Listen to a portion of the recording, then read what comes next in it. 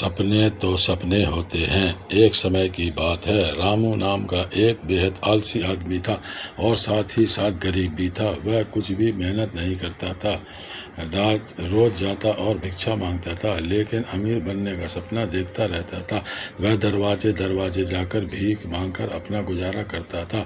एक दिन सुबह जब वह भिक्षा मांग रहा था, उसे भिक्षा में दूध से भरा एक घड़ा मिला।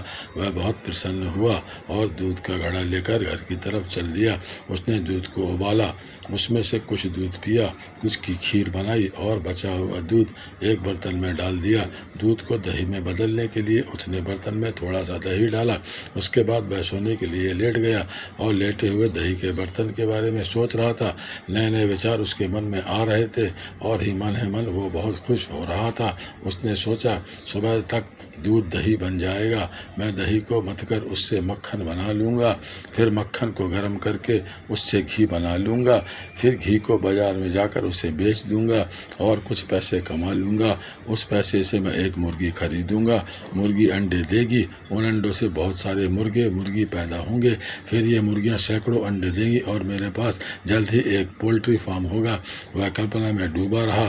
फिर उसने सोचा, मैं सारी मुर्गियाँ बेच दूँगा और फिर कुछ गाय भैंस खरीद लूँगा और दूध की डेयरी खोल लूँगा। शहर के सभी लोग मुझसे दूध खरीदने आएंगे और मैं बहुत जल्दी अमीर हो जाऊँगा।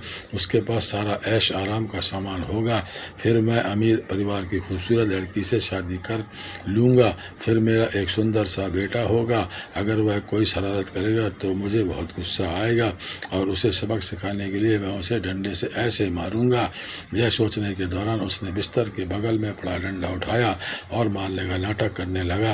यही डंडा उसके दूध के बर्तन में लग गया और दूध का बर्तन टूट गया। इससे सारा दूध जमीन पर फैल गया। बर्तन की आवाज़ सुनकर उस आदमी की नींद उड़ गई। फैला हुआ दूध देखकर उसने अपना सिर पकड़ लिया और ये मैंने क्या कर दिया कहने लगा। कहानी का सार बताता है, मित्रों, सपने देखो लेकिन खाली सपने देखने से कुछ नहीं होगा। हमें कड़ी मेहनत करनी होगी। कुछ भी ज़िंदगी में आसानी से नहीं मिलता है। हमारी ज़िंदगी को बेहतरीन बनाने के लिए कड़ी मेहनत करनी होगी, क्योंकि कड़ी मेहनत का कोई विकल्प नहीं है। अगर आप केवल सपने ही देखते रहते हैं, उनको साकार करने के लिए कोई कदम नहीं उठाते हैं, तो ऐसा करके आप खुद को धोखा दे रहे हैं।